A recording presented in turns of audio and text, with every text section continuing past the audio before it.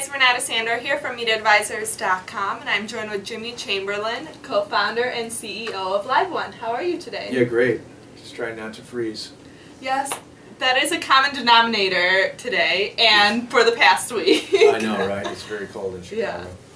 So I want to start off with asking you, who are you, and then what is LiveOne? Yeah, so I am, Jimmy Chamberlin, as you stated. I am a former member, founding member of the Smashing Pumpkins, band from Chicago. I spent 25 years in that organization, and left in 2009, 2010. Took a couple years off, did some investing in and around the tech space in Chicago. Worked on some initiatives with Groupon, and had known Andrew Mason, and got introduced to this company LiveOne in 2012, first as an investor, but then when I saw the product, came on board basically as just a director of partnerships, and then as we embarked on a CEO search, the founders at that point came to me and asked me to come on board as CEO, so I've been CEO now for 14 months. LiveOne is a social media company. We have a core product called Crowdsurfing that attaches to live stream video. It creates a social ecosystem, much like seats in a venue, where if you think of the content as the stage, we concern ourselves with the seats, how people interact at the show. We try to create as much of an analog experience in the construct of live stream video as we can. So we have a widget that holds thumbnail photos of people you can scroll through. You can click on the photo. You can do social discovery. You can start a conversation. You can create groups of people. We gather data on the back end. You can invite people. We can run advertising through the widget. So it's really like a digital amphitheater, digital venue. Just because, well, one of the things that got me interested in the company is that my former organization, the Pumpkins, we did a lot of live streaming with back probably when you were just 10 or. Oh, I used to be obsessed with Smashing Pumpkins, so they were one of my favorites. So we worked with MySpace, back in 2006, and really looked at live streaming as another revenue source, only to find that, even though 1 million people may be watching a live stream, the way they were consuming it, like one person at a time, was never going to incentivize anybody to go buy a T-shirt or even buy a concert ticket. And even if you take it kind of one step further, if you're watching, something that's supposed to be big and mysterious, like the Pumpkins were at that point, with smoke and loud music, and you're watching it, distilled down to kind of crappy experience on a laptop, where you're staring, at our singer's nose, maybe in HD, and the sound is kind of coming out of tiny little speakers. We were thinking like, okay, what does that really do to our brand? I mean, unlike broadcast television, which is really a learned behavior and an environment of our own creation. So when you're consuming broadcast television, because we would look at like Letterman and Saturday Night Live and wonder like if we would play Saturday Night Live and the record sales would go through the roof, and same with Letterman or Leno or the other shows that we would do.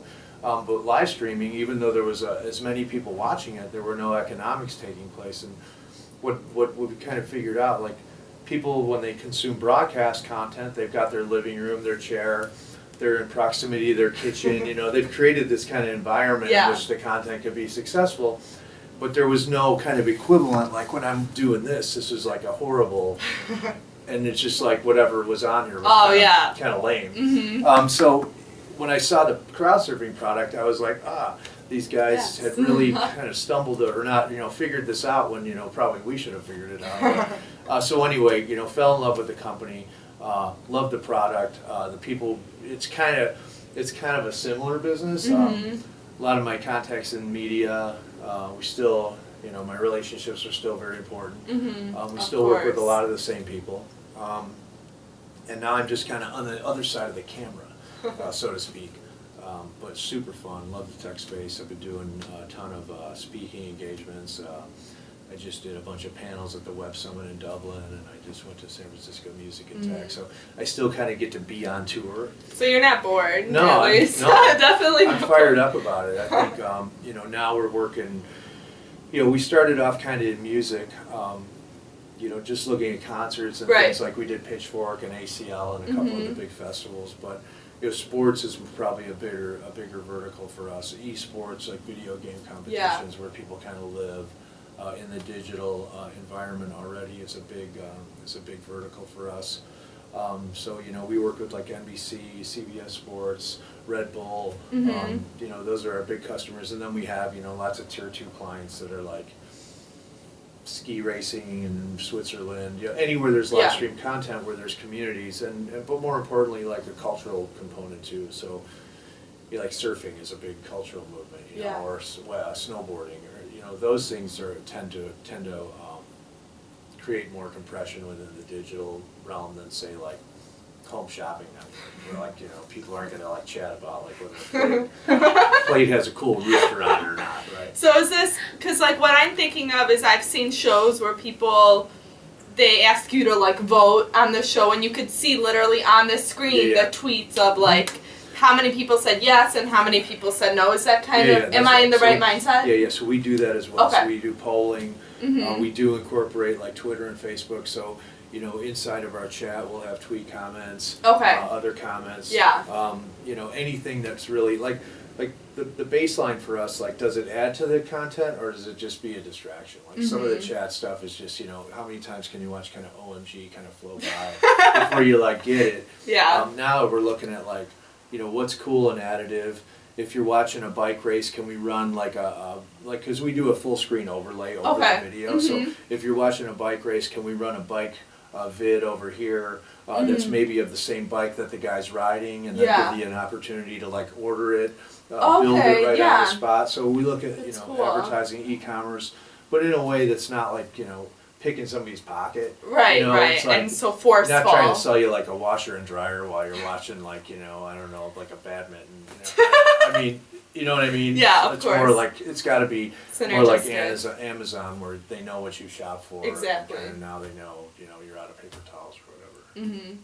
So what have been some of the challenges you've seen growing this? Well, figuring out the core business. I mean, there's so much you can do with live streaming. I mean, it's like, a part of it for me is like, I try to look at things that happen in the physical space, like analog, like what do people do at a show? Like if you and I went to see like White Stripes or like Jack White, like what, so like sometimes we'd be watching the show, other times we'd kind of be chatting. Right. Maybe we'd have some other people that we met, like all of those things like give us information about our product, what people should be doing in and around watching White Stripes or Jack White on TV or on live stream. So that, identifying those things, and then, what do people want to do? Because some people, digital offers us so many alternative things to do. We could check email, how do we keep people on the page longer in a way that's additive to their experience. Aside from that, really just building the core product. I mean, we know that people want to communicate in and around live stream events like they do in the physical space.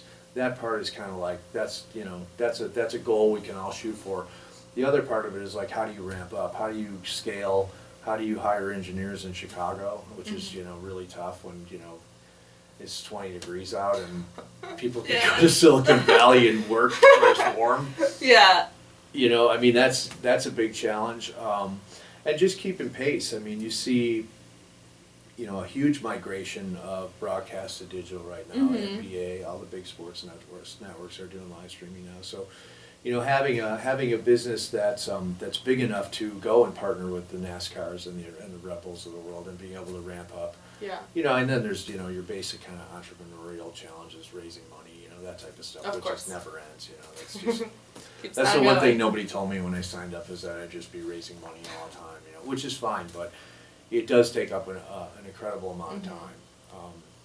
But that's really it. I mean, the other challenges are just trying to find that crystal ball that, or trying to figure out that one thing that's going to be a force multiplier for your product. Yeah. It's really, it's such a nascent space. It's so early days, and it's ever changing. I really think that like, chat as a concept, and like, people writing text. Like I have a daughter, she's 12, and she's really like, very rarely will she type like words. I mean, she's really in about, emoji, emoticons, like. And there's even like psychological and like sociological studies about like the impact of emoticons in language, and it's almost becoming this other kind of linguistic, way that people communicate. Because, as sentient beings, we really want to know. We want to go beyond. Like, I want to know how you feel about something. And if you say like, fine. this is fine. It was okay.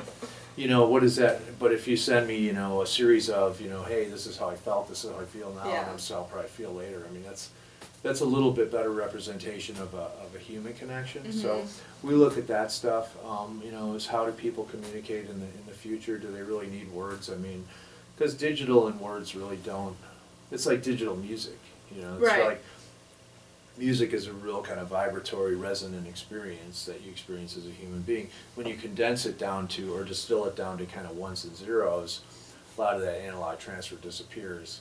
And, you know, you could look at the music business and go, oh, maybe that's why nobody buys records anymore. You know, but, Yeah, it's, right? So, right. so we look at that stuff, you know, trying to stay ahead of the curve. of course. Yeah, it's definitely interesting to see where it's going to be in, 5 years, 10 years. Yeah, or It's- 5 minutes. Oh my god. you know? Exactly. It's ever changing. Yeah.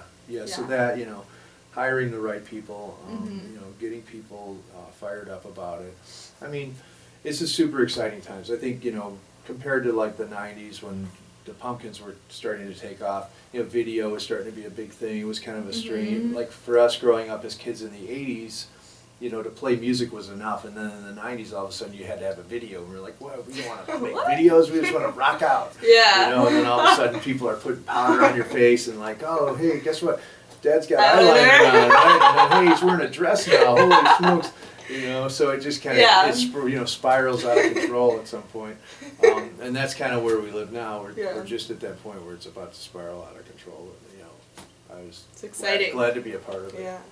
So, wrapping up, what is that one piece of advice that you would give to our community of entrepreneurs on Meet Advisors? Yeah, you just, you know, crystallize a vision and go for it. I Yeah. mean, really, I think, you know, baking your vision in your own mind is really critical to success. And even like in my former organization, I mean, we really always knew that we wanted to operate within these parameters of high level, high output, you know, and I think young people and even older people tend to, you know, not define the kind of parameters that they want to live in as a successful entity or entrepreneur or human being. So for me, it's always kind of defining what success means, because oftentimes I know a lot of successful people that were successful, kept going, kind of passed it up, and then looked back and said, man, I should have stopped when I was successful. Yeah. But I never identified that, so I didn't know that was success, you know, and now that I'm kind of beyond success, I can't go back. So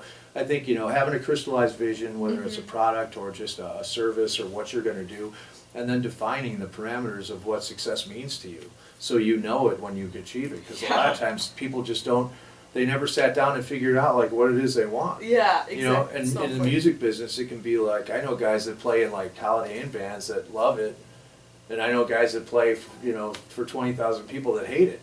Right. Right. So it's like, and it's all just a matter of kind of parameter Yeah. definition. So for me, it's like, you know, I have a good idea of what success looks like to me in the construct of the business, and that's kind of when I get there, at least I'll know. You'll kind of know. Yeah, so I kind of pass it up. Yeah, right. And where can people find out more about you on LiveOne? LiveOneGroup.com Okay. is our website. It's got, you know, all kinds of information, videos, cool stuff about us and who we work with and what we're doing. It doesn't have my email, but Great. it's got an info. You can email our assistants. All right. Well, guys, check out liveonegroup.com and check out meetadvisors.com for more videos and blogs. Thanks, guys. Yep. Thank you. Yep.